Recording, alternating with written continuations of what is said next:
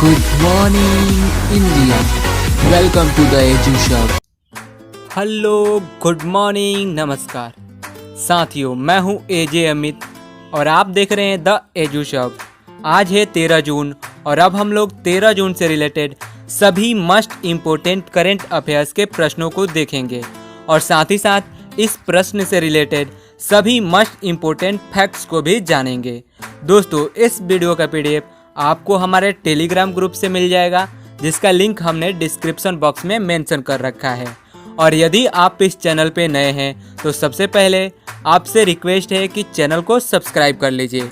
एक सब्सक्राइब से आपका कुछ नहीं बिगड़ जाता है, बल्कि हमें एक मोटिवेशन मिलता है, प्रोत्साहन मिलता है। तो चलिए शुरू करते हैं।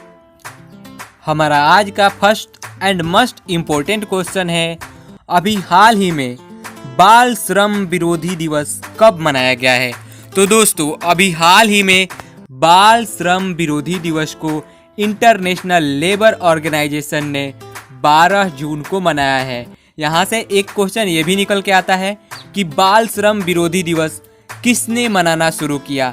तो इंटरनेशनल लेबर ऑर्गेनाइजेशन इसको मनाता है और इसकी शुरुआत सन 2002 से की गई थी। और इस साल के बाल श्रम विरोधी दिवस का थीम है protect children from child labour more than ever. और यूएन की एक रिपोर्ट की माने तो दुनिया में 152 मिलियन ऐसे बच्चे हैं जो बाल श्रम कर रहे हैं, जो कि हमारे समाज के लिए बहुत ही गलत है, बहुत ही निंदनीय है। हमारा आज का next and must important question है, अभी हाल ही में बाल श्रमिक विद्या योजना, इसका भी जो है रिलेशन हमारे पहले प्रश्न से ही है। तो अभी हाल ही में बाल श्रमिक विद्या योजना की शुरुआत किस राज्य सरकार ने की है? तो अभी हाल ही में उत्तर प्रदेश राज्य सरकार ने बाल श्रमिक विद्या योजना की शुरुआत की है और इसकी शुरुआत कल ही यानी 12 ही जून से की गई है। इसमें क्या होगा? तो इसमें बालकों को 1000 और बालिकाओं को 1200 रुपये प्रति माह जो है आर्थिक मदद दी जाएगी और कक्षा 8, 9 व 10 उत्तीर्ण करने पर 6000 रुपये अतिरिक्त प्रोत्साहन दिया जाएगा। इससे बाल श्रम जो है इसमें कम करने में, इसको समाप्त करने में, इसका उन्मूलन करने में मदद मिलेगी। और बात हो रही है यहाँ पे उत्तर प्रदेश की। तो उत्तर प्रदेश राज्य सरकार ने अभी हाल ही में जियो टैग कम्युनिटी किचन का भी शुरुआत किया हुआ है और उत्तर प्रदेश में ही वर्चुअल अदालतों की पहली बार शुरुआत की गई है।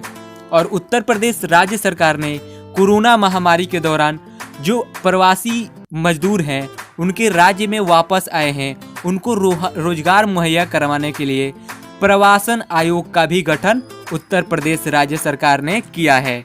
इस प्रश्न से रिलेटेड इतने मस्ट इम्पोर्टेंट फैक्ट आपको ध्यान में रखना होगा। हमारा आज का next and must important question होगा, अभी हाल ही में जगन्नाथ चेदोड योजना किस राज्य में शुरू की गई है?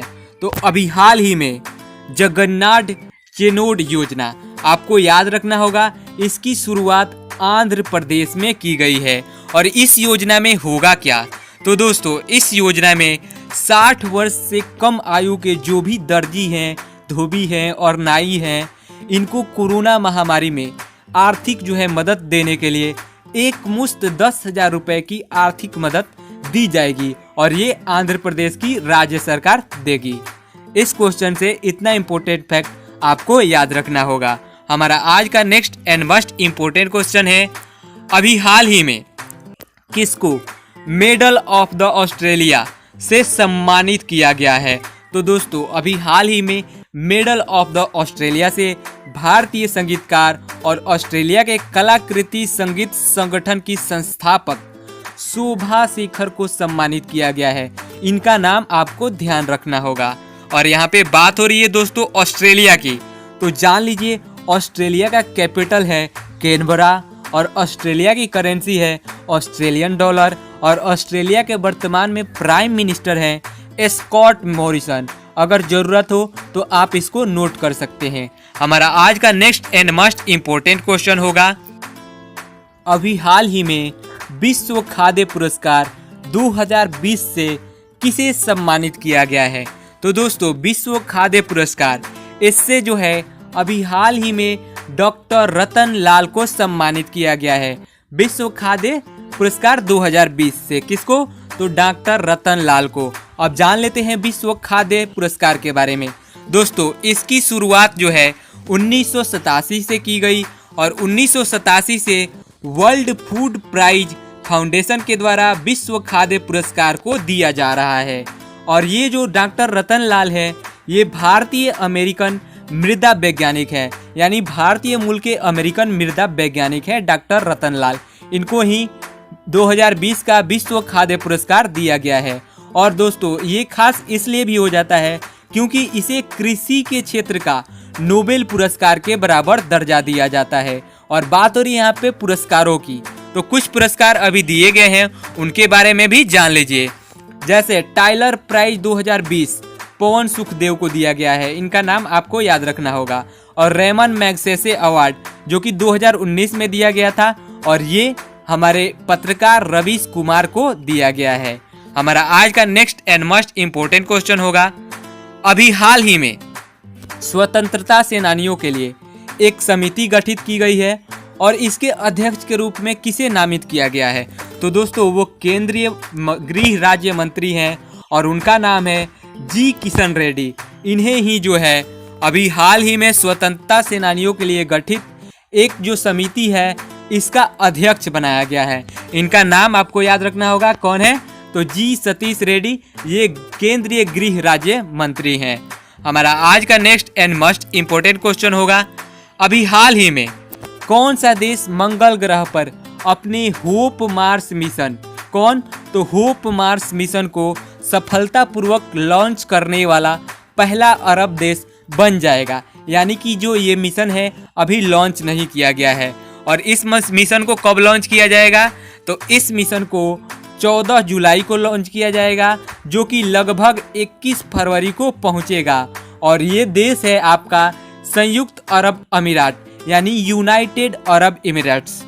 हमारा आज का नेक्स्ट क्वेश्चन होगा, अभी हाल ही में जारी प्रकृति सूचकांक में भारतीय विज्ञान संस्थान, जिसको IISc बोलते हैं, ये बंगलोर में है, इसको कौन सा स्थान प्राप्त हुआ है? तो हाल ही में जारी प्रकृति सूचकांक में भारतीय विज्ञान संस्थान को 184वां स्थान प्राप्त हुआ है। कौन सा? 184th। आपको ये याद रखना होगा। हमारा आज का नेक्स्ट क्वेश्चन है, अभी हाल ही में कहां पर कोविड-19 के रोगियों के सेवा के लिए कोविड-19 वार बोट को विकसित किया गया है? तो दोस्तों, अभी हाल ही में जो कोरोना वायरस से रोगी लड़ रहे हैं, उनकी सेवा के लिए एक बोट को तैयार किया गया है और उसका नाम है वार बोट। और इसकी शुरुआत जो है, इसको विकसित किया गया है त्रिपुरा राज्य में। कहाँ? त्रिपुरा राज्य में। और यहाँ पे बात हो रही है बोट्स की। तो कोरोना वायरस के दौरान रोगियों की मदद के लिए, रोगियों को दवा पहुंचाने के लिए, उनकी सेवा करने के लिए हर राज्य कोई ना कोई बोट विकसित कर रहा है। तो कुछ राज्यों ने बोट को विकसित किया है, उनका नाम भी जान लीजिए। जैसे केरल राज्य सरकार ने कर्मी बोट को विकसित किया हुआ है और महाराष्ट्र की राज्य सरकार ने कोरो बोट को लॉन्च किया है और त्रिपुरा ने कौन सा? तो वार बोट को लॉन्च किया है। इन तीनों का नाम और इन तीनों बोट का नाम आपको ध्यान में रखना होगा। हमारा आज का next and most important question होगा, अभी हाल ही में किस राज्य को जल जीवन मिशन के लिए 1829 करोड़ रुपए की मंजूरी दी गई है? तो मैंने कल भी बताया था कि जल जीवन मिशन के द्वारा भारत के प्रत्येक गांव तक, प्रत्येक गली तक, प्रत्येक घर तक शुद्ध जल को पहुंचाने का, शुद्ध जल के कनेक्शन को पहुंचाने का लक्ष्य रखा गया है। और इसी के लिए 1829 करोड़ रुपए की जो है महाराष्ट्र राज्य सरकार को देने की मंजूरी दी गई है। और मैंने कल भी बताया था कि अभी हाल ही में जल जीवन मिशन के तहत ही मध्य प्रदेश को 1280 करोड़ रुपए मदद देने की मंजूरी भी दी गई है। ये भी आपको याद रखना होगा। हमारा आज का next and most important question होगा, अभी हाल ही में दुनिया का सबसे लंबा प्लेटफॉर्म किस राज्य में बनाया जा रहा है? तो दोस्तों, अभी हाल ही में दुनिया का सबसे लंबा प्लेटफॉर्म कर्नाटक राज्य में बनाया जा रहा है। कर्नाटक के हुबली स्टेशन को सबसे लंबा प्लेटफॉर्म के रूप में बनाया जा रहा है। और इसकी लंबाई क्या होगी? तो इसकी लंबाई लगभग 1400 मीटर होगी। और दोस्तों, अभी हाल ही में जो है, यानी अभी वर्तमान में दुनिया का सबसे लंबा प्लेटफॉर्म कौन है? तो उत्तर प्रदेश का गोरखपुर जो है, ये अभी वर्तमान में दुनिया का सबसे लंबा प्लेटफॉर्म है। और 1 वर्ष बाद जब ये बनकर तैयार हो जाएगा कर्नाटक का हुबली स्टेशन का प्लेटफॉर्म, तब जो है ये कर्नाटक का हुबली दुनिया का सबसे लंबा प्लेटफॉर्म होगा। अभी वर्तमान में पूछेगा तो अभी आपका आंसर गोरखपुर ही होगा। और इसका लंबाई क्या है? तो इसकी लंबाई टोटल 1366 मीटर है और पैडिंग की छोड़ दी जाए तो 1355 मीटर होगा। आगे बढ़ते हैं अपने नेक्स्ट एंड लास्ट क्वेश्चन पे। अभी हाल ही में एस शंभू कुमारन को किस देश में भारत का नया राजदूत नियुक्त किया गया है? तो दोस्तों, अभी हाल ही में एस शंभू कुमारन को फिलीपींस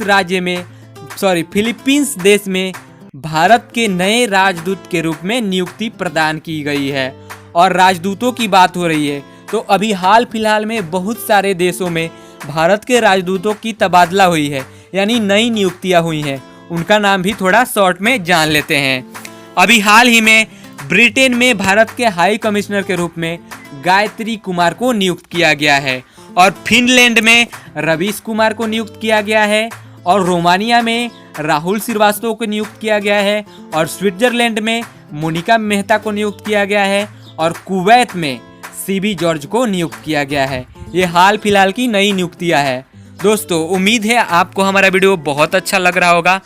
और आपसे रिक्वेस्ट है कि प्लीज़ ज़्यादा से ज़्यादा इस चैनल को शेयर करें, सब्सक्राइब करें, लाइक करें, कमेंट करें, ताकि हमें प्रोत्साहन मिले और हम और अच्छा से अच्छा आपके लिए वीडियो ला सकें। Thank you so much. मिलते हैं अपने नेक्स्ट वीडियो।